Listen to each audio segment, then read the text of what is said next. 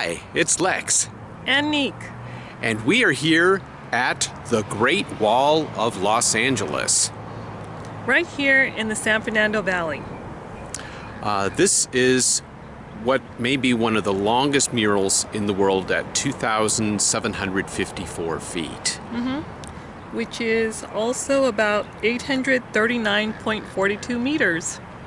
It's really big, and it really is a whole comprehensive, what I would call a people's history of California, in that it is everyone's history. It's all different cultures that are here, all different races, all different kinds of stories. It's really magnificent.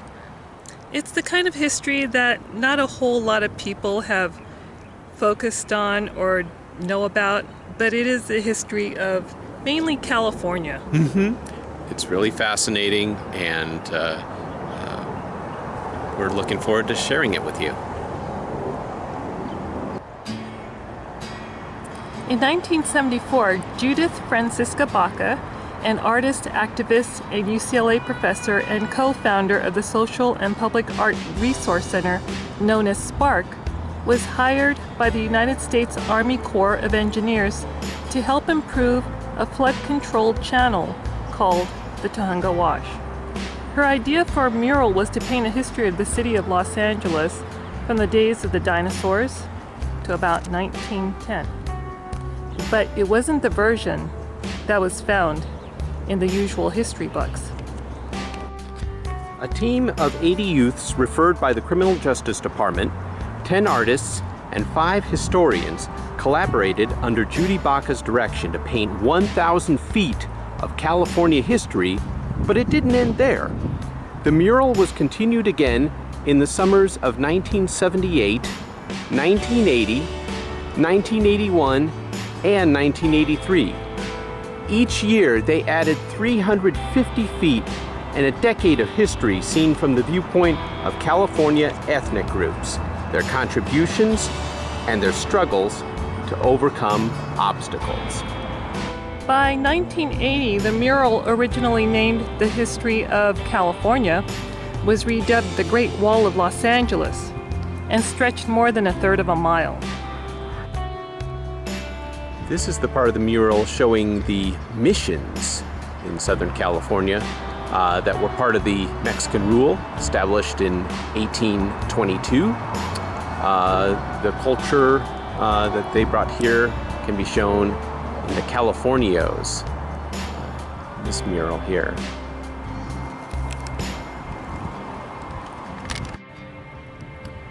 Here you have the Mexican-American War, in which California was ceded to the United States, and of course Sutter's Mill, where the discovery of gold led to the gold rush.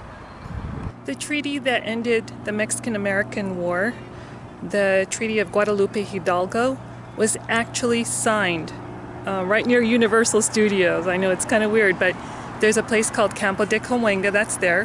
Hopefully me and Lex will be able to go there and show the place to you too. But that's what made California into part of the United States of America. Over here, you have Mifflin W. Gibbs. He was the publisher of the first black newspaper. And there's Mary Ellen Pleasant, a civil rights activist who helped defend blacks arraigned under the fugitive slave laws. And the other man here, William A. Leidesdorf, was a pilot of the first steamboat to arrive in San Francisco Bay, who later became a vice consul to Mexico. I found these panels pretty interesting because it shows the contributions and the struggles that Asian Americans have had in this country. The panels I'm going to show you are of picture brides, the voyage across the seas to come here, and the Chinese building the railroad.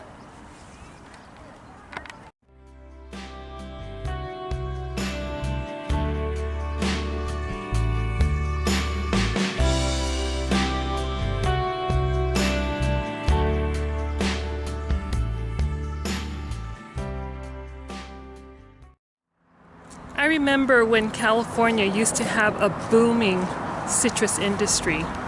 In some parts we still do, but it really has depleted a lot. But one of these panels kind of commemorates the history of the citrus industry here.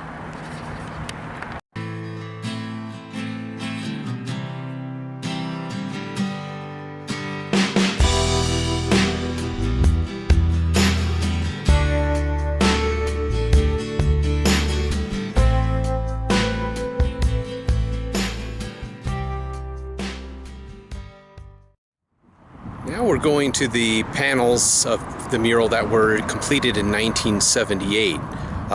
This is really exciting for me because it's getting into the early 20th century history that I find fascinating.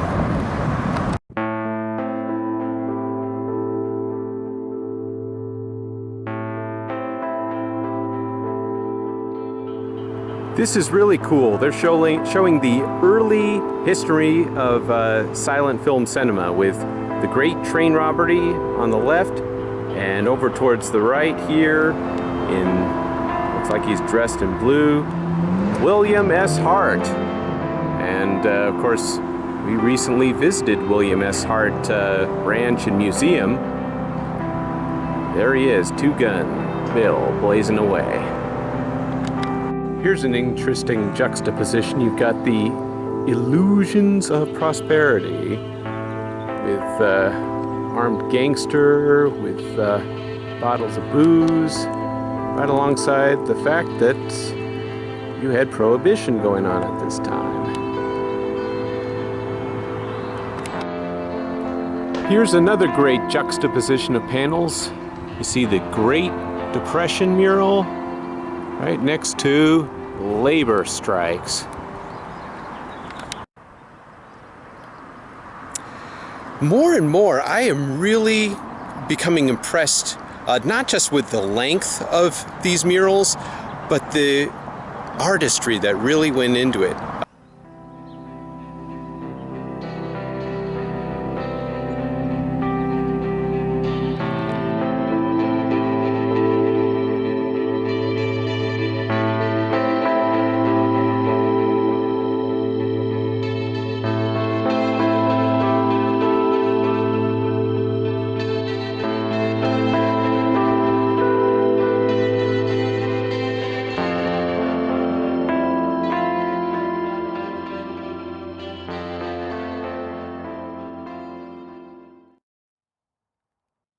That was a certain panel that I wanted to show you.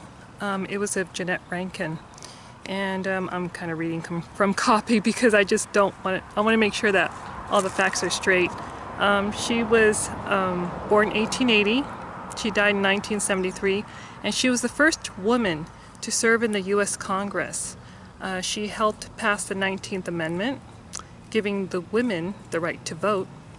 And she was a committed pacifist who voted against World War I and World War II.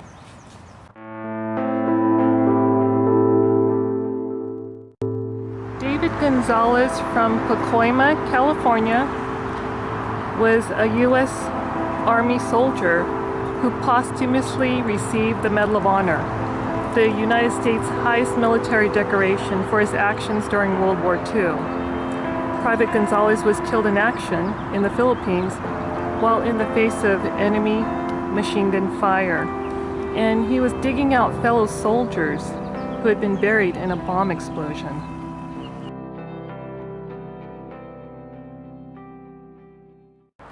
I also wanted to show you that one panel you saw of the gentleman giving a blood transfusion to an infant. That's Dr. Charles Drew. He was an African-American surgeon who pioneered methods of storing blood plasma for transfusions and organized the first large-scale blood bank in the U.S. The woman in the mural here is Louisa Moreno, who was a social activist who helped to organize a committee that helped exonerate the Pachucos that were indicted in the Sleepy Lagoon murder trial that came out of the Zoot Suit riots.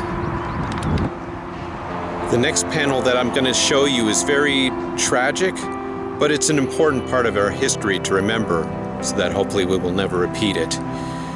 This is a panel of Jewish refugees. Specifically, this is of the St. Louis.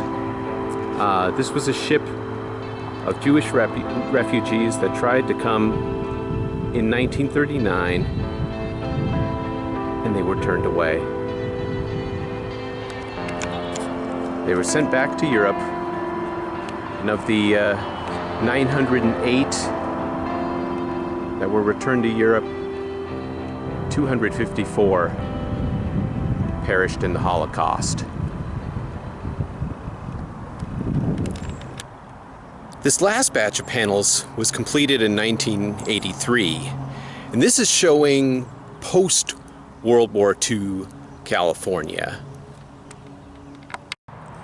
So this panel shows Farewell to Rosie the Riveter, where a lot of women who used to work in the factories during World War II had to give up their jobs because the men were returning home and they needed, I guess, the positions to support their families. I mean, women do also, but... And it ties in with the early 1950s development of suburbia. The next panel here, you see family along with Howdy trucks. Doody. Yeah.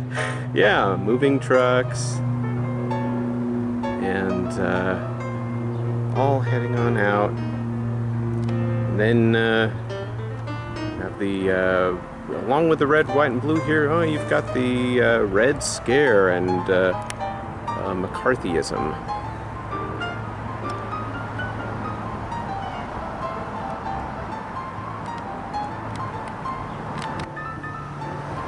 So this next panel has to do with the controversy of Chavez Ravine. Chavez Ravine was a place in which a lot of Mexican-American families were living there. But when the Brooklyn Dodgers moved to Los Angeles, they wanted to build a stadium for them. So what happened was they looked at many different places and found that Chavez Ravine would be the best place. So they displaced all the families and built a stadium. Here we've got the birth of rock and roll. Of course, you got recognizable Elvis Presley up front, but notice behind him one of the major rock and roll pioneers who recently passed away, Chuck Berry, right there with him. So this is the panel depicting the forebears of civil rights, and it also gave inspiration for rights in the future, like gay rights, the Daughters of Bilitis, the Mattachine Society. Here you have Ginsberg and the Beats. So now we're finally at the last panel. And it's something very familiar because of our recent trip to Montrose. And Lex is going to show it to you right now. Mm-hmm.